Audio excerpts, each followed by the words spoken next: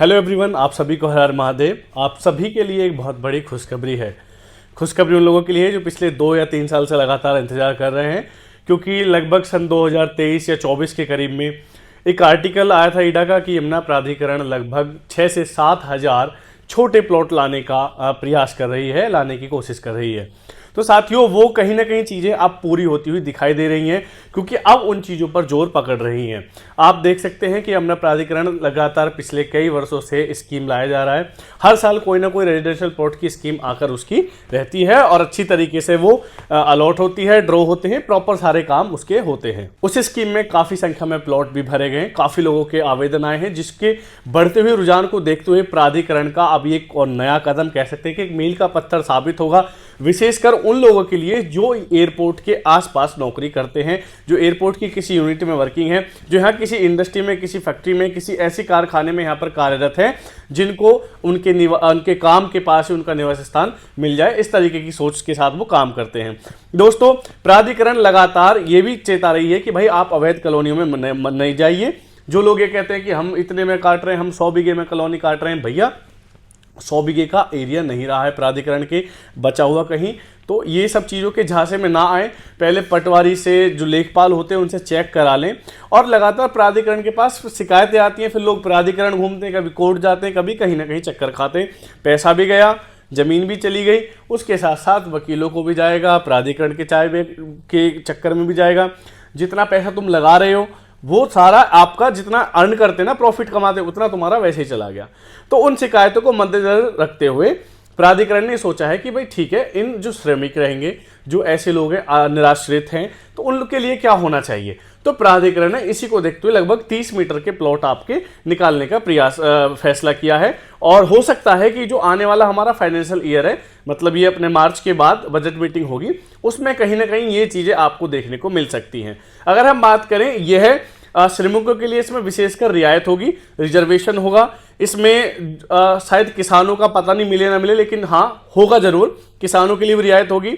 इसमें विधवा महिलाओं के लिए भी रियायत होगी, आरक्षण मिलेगा, क्योंकि और स्कीमों में विडो के लिए नहीं होता है।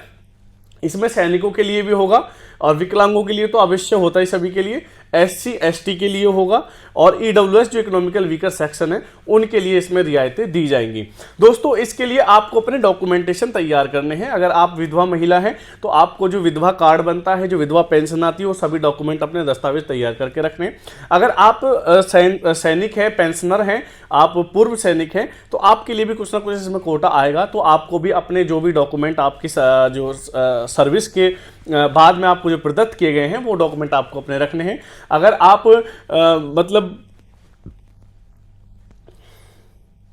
अगर आप SC ST कैटेगरी से बिलोंग करते हैं तो आपको अपना SC ST का सर्टिफिकेट रखना है।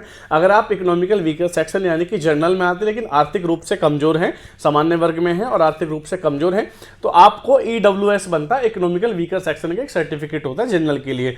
आप उन चीज़ों को तैयार करके अपने पास रख सकते हैं। ध्यान रहे कि इस स्कीम में जो भी भरेगा वो इंडिया का सिटीजनशिप होना चाहिए। तो अभी ये सूत्र हैं। अगर हम बात करें प्लॉटों की संख्या की कि अनुमानित कितने प्लॉट आएंगे, तो एक्सेप्टेशंस जो हमारे अनुमान है लगभग 6 से 7 हज़ार के बीच में प्लॉट आने की संभावना है। एक नए तरीके का सेक्टर बनाया जाएगा प्रॉपर।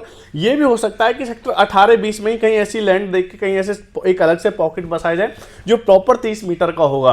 तो बहुत अच्छी चीज़ें करने जा रही है यमुना प्राधिकरण। और इसी के बीच में जो छोटे लोग, कम आय वर्ग के लोग हैं, जो निम्न आय वर्ग के लोग हैं, उनके लिए 30 मीटर वाले हो गए, और जो अन्य लोग हैं उनके लिए बड़े प्लॉट भी लाने की तैयारी में है।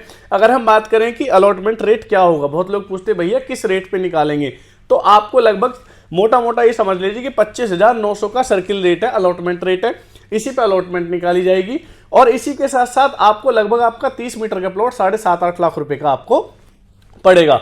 अब बात करेंगे जो सेकंड थिंग्स आती है कि पैसा भरेंगे कैसे, है ना भाई। निम्न आय वर्ग भी हमने बोल दिया, प्लॉट का रेट भी बता दिया, लेकिन पैसे भी तो भरने, तो वो कैसे भरेंगे। तो पैसे जो है, यमुना प्राधिकरण का एक अपना सिंपल सा फंडा प्रचलन है।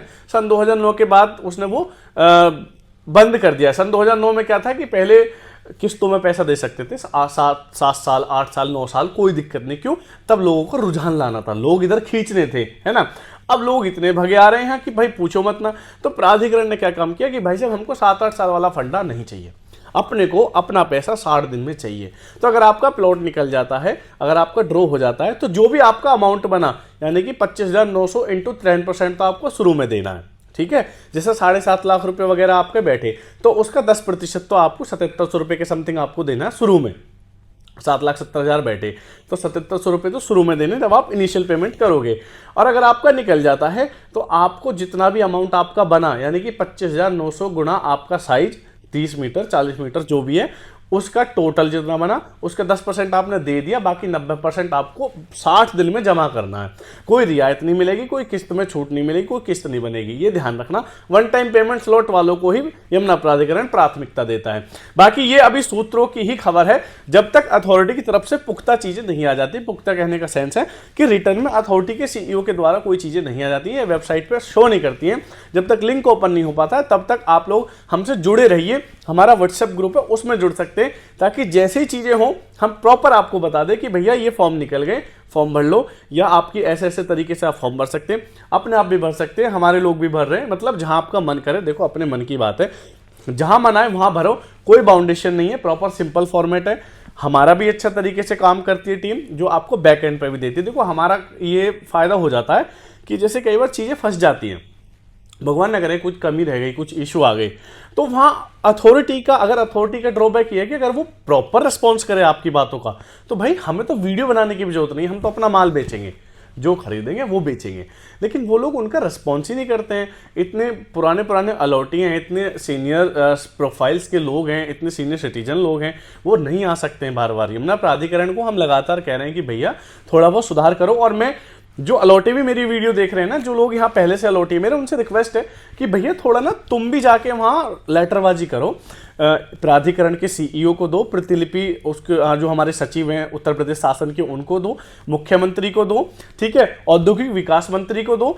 इनको जब आप चीजें दोगे ना तो तब काम आपका जल्दी से होगा। ये आपको लगाना चाहिए कि प्रतिलिपि सूचनार्थ आवश्यक कार्रवाई हेतु फला फला विभाग को मैंने दी गई है, ताकि अधिकारियों के कान खड़े हों। देखो जब तक बच्चा रोएगा नहीं, माँ दूध पिलाएगी नहीं।